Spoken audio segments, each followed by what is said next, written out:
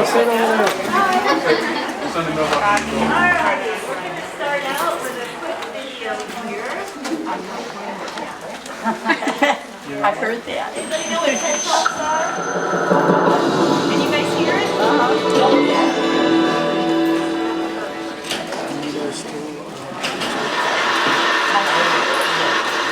Today I want to talk to you about dreams.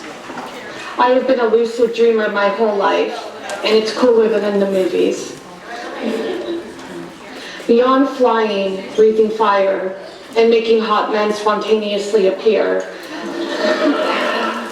I can do things like read and write music. Fun fact is that I wrote my personal statement to college in a dream, and I did get accepted, so yeah. I am a very visual thinker. I think in pictures, not words.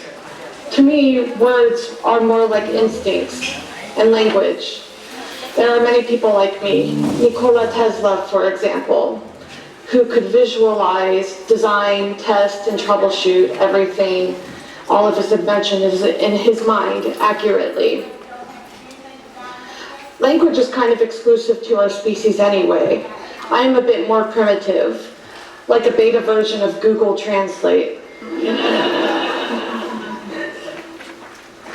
My brain has the ability to hyper-focus on things that interest me.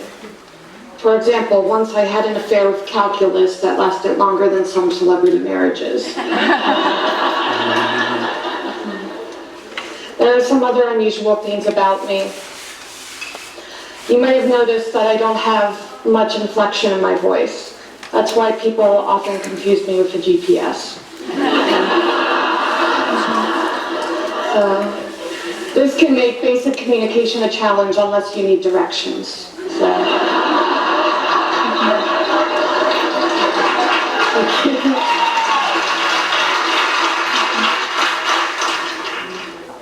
A few years ago, when I started doing presentations, I went to get headshots done for the first time.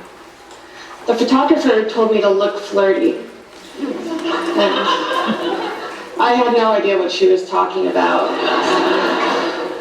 She said, do that thing, you know, with your eyes when you're flirting with guys. What thing? I asked. You know, squint. And so I tried, really. It looked something like this. I looked like I was searching for Waldo. There's a reason for this, as there is a reason that Waldo is hiding.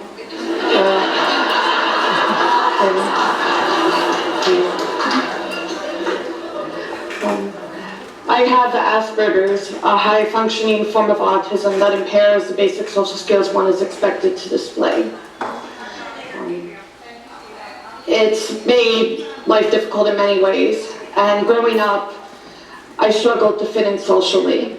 My friends would tell jokes, but I didn't understand them. My personal heroes were George Carlin and Stephen Colbert, and they taught me humor. My personality switched from being shy and awkward to being defiant and cursing out a storm. Needless to say, I did not have many friends. I was also hypersensitive to texture. The feel of water on my skin was like pins and needles, and so for years I refused to shower. I can assure you that my hygiene routine is up to standards now. I had to do a lot to get here, and my parents, things kind of got out of control when I was sexually assaulted by a peer, and on top of everything, it made a difficult situation worse. And I had to travel 2,000 miles across the country to get treatment. But within days of them prescribing a new medication, my life turned into an episode of The Walking Dead. I became paranoid and began to hallucinate that rotting corpses were coming towards me. My family finally rescued me, but by the time I had lost 19 pounds in those 3 weeks, as well as developing severe anemia, and was on the verge of suicide. I transferred to a new treatment center that understood my aversions, my trauma, and my social anxiety, and I and they knew how to treat it, and I got the help I finally needed. And after 18 months of hard work, I went on to do incredible things. One of the things with Asperger's is that oftentimes these people have a very complex inner life, and I know for myself, I have a very colorful personality, rich ideas, and just a lot going on in my mind. But there was a gap between where that stands and how I communicated with the rest of the world.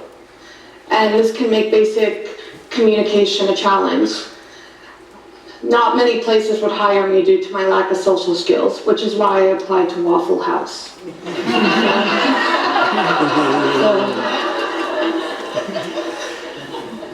Waffle House is an exceptional 24-hour diner where you...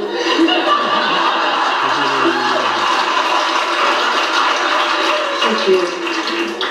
Where you can order your hash browns the many ways that someone would dispose of a human corpse. Sliced, diced, peppered, chunked, topped, capped, and covered. As social norms would have it, you should only go to Waffle House at an ungodly hour in the night. So one time at 2 a.m., I was chatting up with the waitress, and I asked her, what's the most ridiculous thing that's happened to you on the job? And she told me that one time a man walked in completely naked. So I said, great, sign me up for the graveyard shift. Needless to say, Waffle House did not hire me. So in terms of having Asperger's, it can be viewed as a disadvantage, and sometimes it is a real pain in the butt, but it's also the opposite. It's a gift, and it allows me to think innovatively. At 19, I won a research competition on my research on coral reefs, and I ended up speaking at the UN Convention of Biological Diversity presenting this research.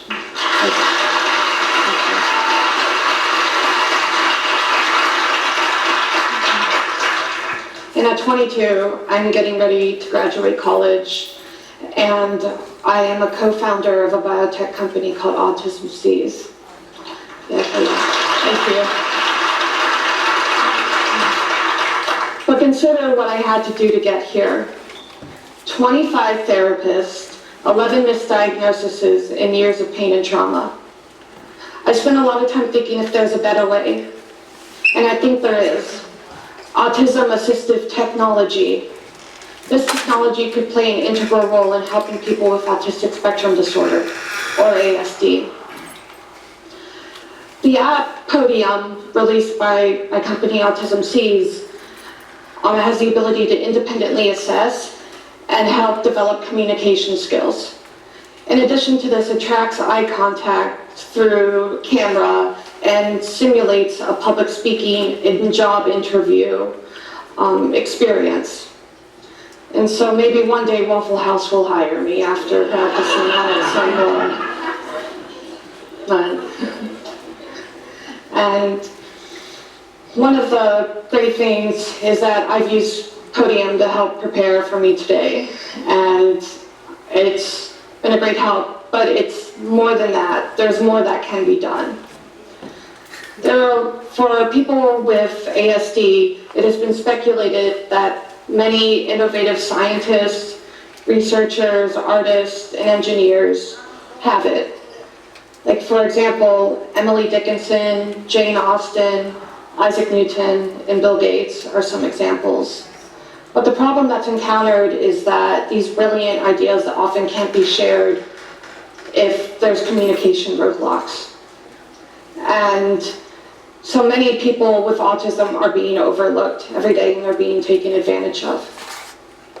So my dream for people with autism is to change that, to remove the roadblocks that prevent them from succeeding.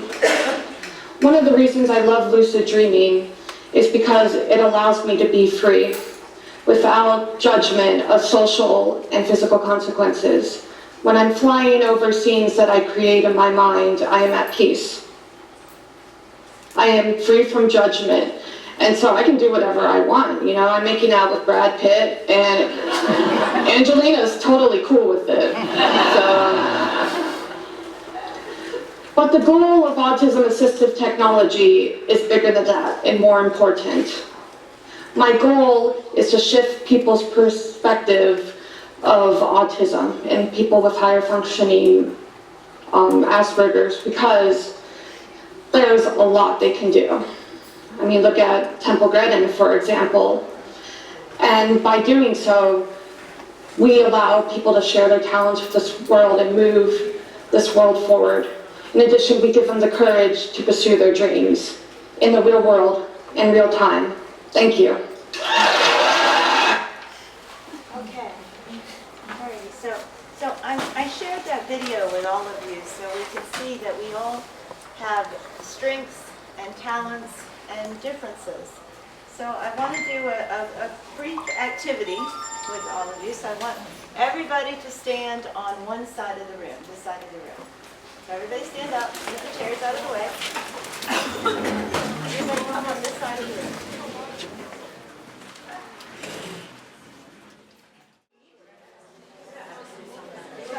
Some characteristics of the crowd, okay? I'm going to read, when you match the characteristics of the crowd, or of what I read, so let's say all the ladies to walk this way. So you're going to walk over here, you're going to turn around and walk over here, turn around, look at everybody for a second, and then walk back. And as we go through, and it's up to you, it's complete silence, no talking, no discussing. And it's up to you as to whether or not you feel like you fit into that category or not. So this is something for you to think about. Well, so when you identify with that characteristic, you walk this way, turn around, and look back. Any questions?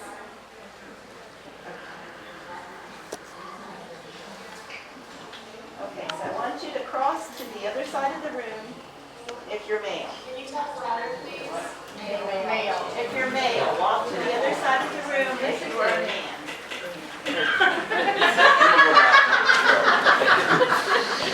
Go ahead, quiet.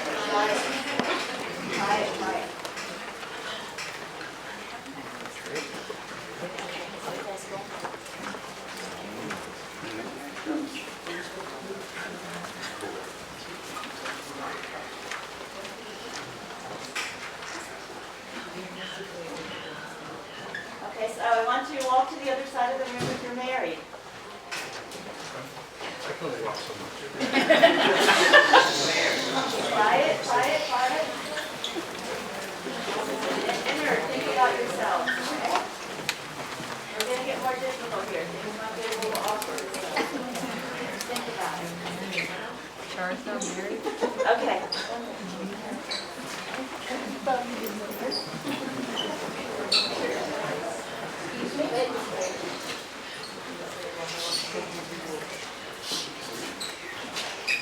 Okay, so I want you to walk to the other side of the room if you formed a close friendship since working at the Villages.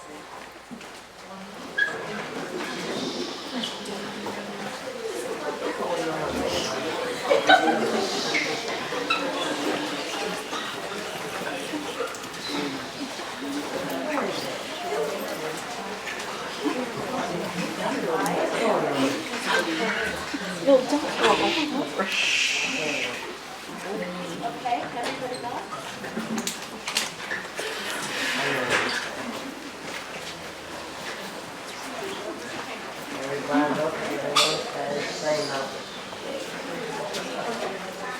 Okay, so I want you to walk to the other side of the room if you take pride in your work.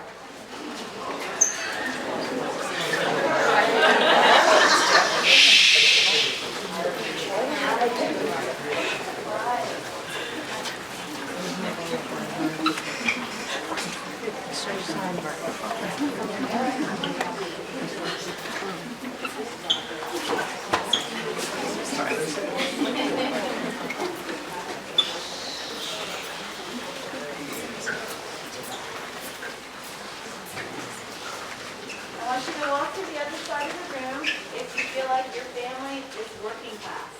You feel like your family is working class. What? Working class. Not anybody else's definition. Middle class. Working class.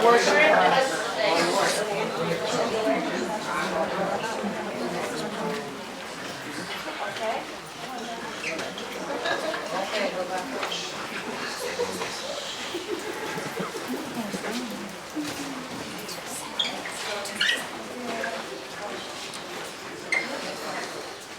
Okay, I want you to walk to the other side of the room if there are times when you feel lonely. If you feel lonely, walk to the other side of the room.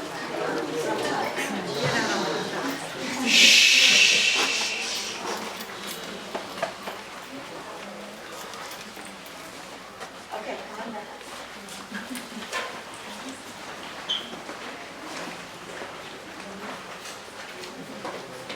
I want you to walk to the other side of the room if you feel physically unattractive. Okay,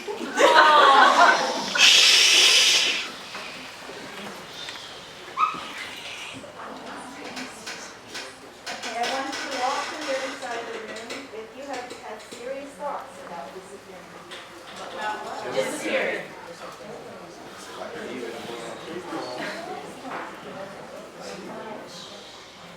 Okay, now walk to the other side of the room if you consider yourself a Democrat.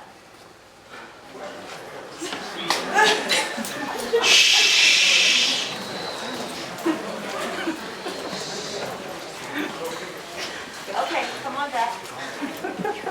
Alright. I want you to walk to the other side of the room if you're a feminist. Feminist.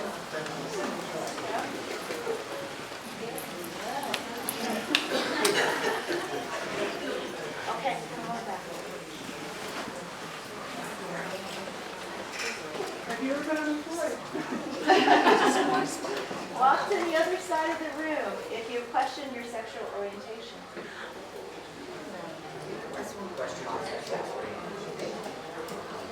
Walk to the other side of the room if you experience the effects of alcoholism in your family or close friends.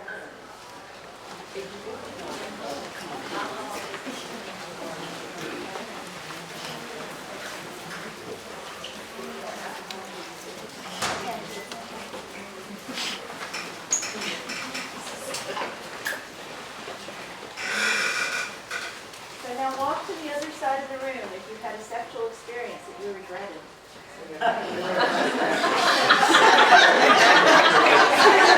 It's just you and me. Come on, that's it. Stay over here. How many of you are liars?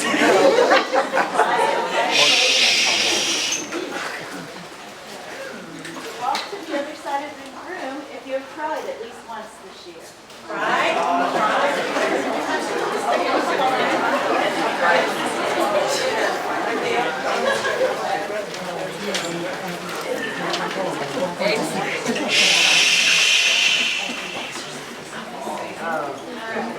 It'll be over soon.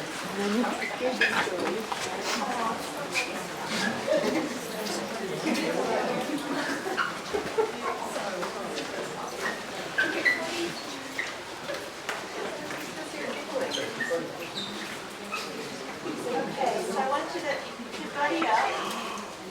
Find your buddy. Partner. How that made you feel? How did you feel? Listen up. Okay, buddy up. Everybody find a buddy. All right. And I want you to talk about how that made you feel. What kind of feelings are going through your head right now? How do you feel walking across the room? Did you feel like sometimes you had to go across the room and others you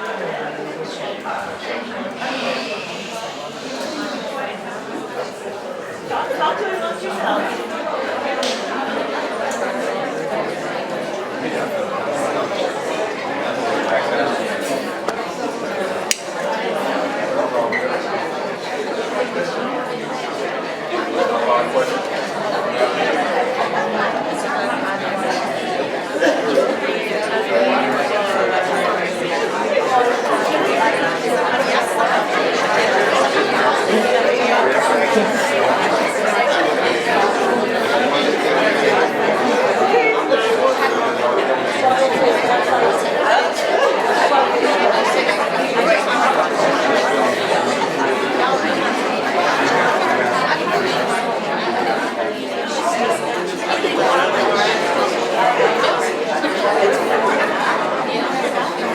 Listen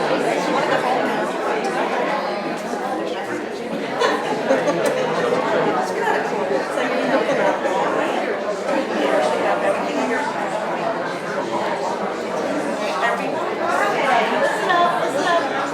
Anybody care to share? Anybody care to share about how did it? Go ahead, Dave. Mina and I, we talked, we said we felt both very comfortable. And Very relaxed. expressive. Okay. Oh, that's good. So you feel comfortable The atmosphere, in the atmosphere, to in me, the was environment. comfortable. Yeah, this is not a threatening atmosphere. It's not threatening. No, it's not a threatening. personality. That's good. That's good. It shouldn't be a threatening atmosphere. Very good. Okay. So I was anybody embarrassed? Ashamed? I personally am embarrassed because of the way I feel about myself. Okay. And but I'm honest with myself, and I always have been. I do not feel attractive right now, and I'm working on it.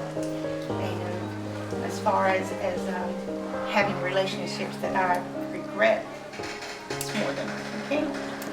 So, but it felt good to get it out. So people that I work with now, they know. You know me, guys. I'm an open book.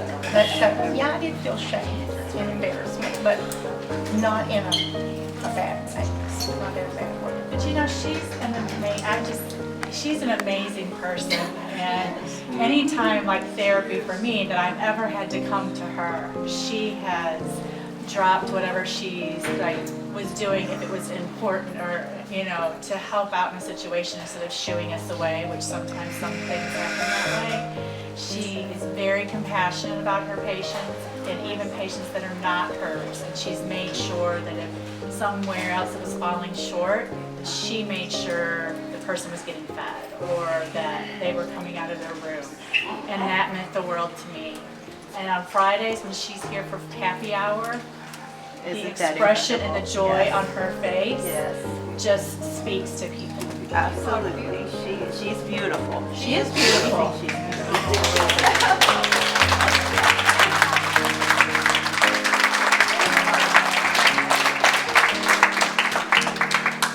Thank you, Kathy. You're welcome.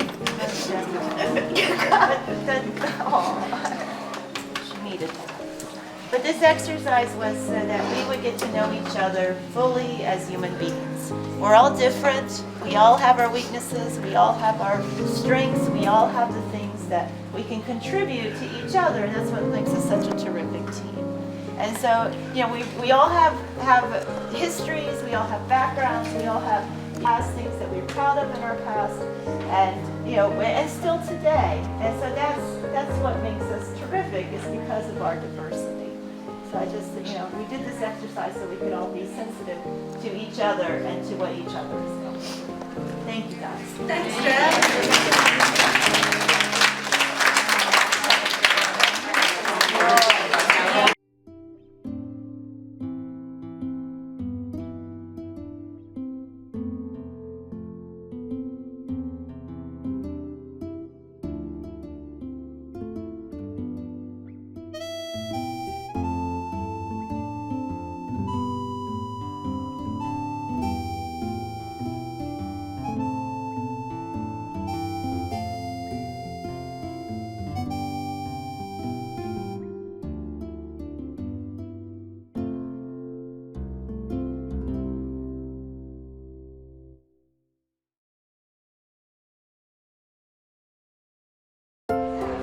So what do you think about that in the service? I think it went very well. It was very educational, and we got to learn a lot about each other and what people are going through. And you're not the only one that's going through it, so we all can relate some kind of way. It was great.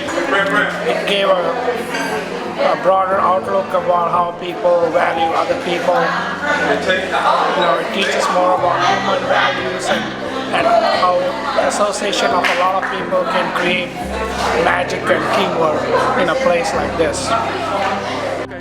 Today I thought the in-service was very touching. It made me show how much I really care for the folks that I work with, and downtown, high respect, great place to be at. If you want to come and be relaxed and share and do your craft. Love it. I thought it was very interesting, and it helped me to kind of see a little bit about how different we are, and yet we all are working together. I liked that it gave us some insight into each other because we never get enough time to really spend and learn about each other's That's lives. true. And so I thought that that really kind of helped out. And what I thought is it gives you a support system of other people that share the same things that you've been through or going through, and now you can identify them, maybe someone to talk with. Right. It's, I wasn't sure what to expect of the in-services at first when I heard. I look forward to these in-services now. I'm learning so much. And I just started working here a month and a half ago, and I'm feeling the closeness already with each other. I am proud to say I work at the Village's Rehab, not just because I love my job, because I love the people I'm working with. And I really have come to really understand and admire and respect my management. And there are some, usually you look at the management, oh, management, but now I'm like, yeah, She's one of us. My management. Yeah. They're one of us. So and there are some great people here. I've met a lot of great people here.